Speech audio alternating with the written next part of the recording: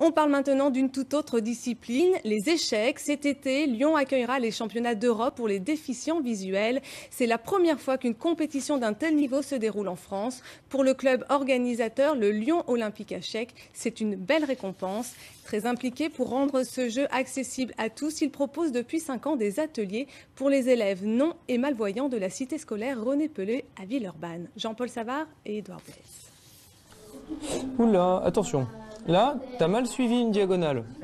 Le fou, il était juste là. C'est bon. D'accord? Et vu qu'il était là, il est sur une case haute. Tu comprends? Il peut pas se retrouver sur une case basse. Ça veut dire que tu t'es trompé dans la diagonale. Le maître et l'élève autour d'un même échiquier. L'élève est en classe de CM2 à Villeurbanne. Le maître est un champion du club d'échecs de Lyon et pas l'instituteur d'Ivana qui a... J'ai 10 ans. Tu as 10 ans. Et c'est dur les échecs?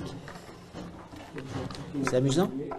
Il est sacrilège de perturber une partie d'échecs. Ça l'est encore plus de perturber Ivana, qui n'a jamais vu un échiquier autrement qu'avec ses doigts. Elle est aveugle de naissance. Ivana utilise un échiquier spécial, tout comme Hicham, qui ne voit pratiquement aucune forme et qui ne travaille qu'en braille. Par exemple, les pièces noires, en fait, elles ont une sorte de petit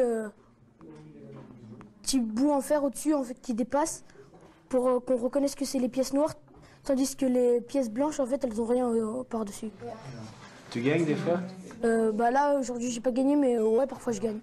Parce qu'en fait, là, je joue contre le meilleur de la classe, donc c'est compliqué.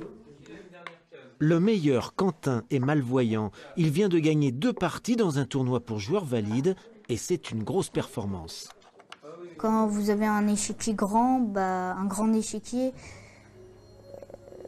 vous regardez une partie, vous ne voyez pas forcément l'autre. Du coup, c'est plus dur. Alors que les voyants, ils ont une vue entière du plateau. Comme il vous expliquait Quentin, il ne voit pas la totalité du jeu d'échecs. Et donc, au point de vue stratégique, c'est beaucoup plus difficile à prévoir les coups que pourrait faire l'adversaire ou à prévoir ses propres coups, c'est-à-dire avoir une stratégie de jeu. Un handicapé visuel peut atteindre un haut niveau, mais il ne sera jamais champion du monde toute catégorie. Moi, si on me faisait jouer les yeux bandés, ou même si j'avais été aveugle, j'aurais pas du tout le niveau que j'ai aujourd'hui. La finale du tournoi scolaire de l'agglomération s'est déroulée sans les CM1, CM2 de la cité René Pelé de Villeurbanne. Ils ne s'étaient pas qualifiés.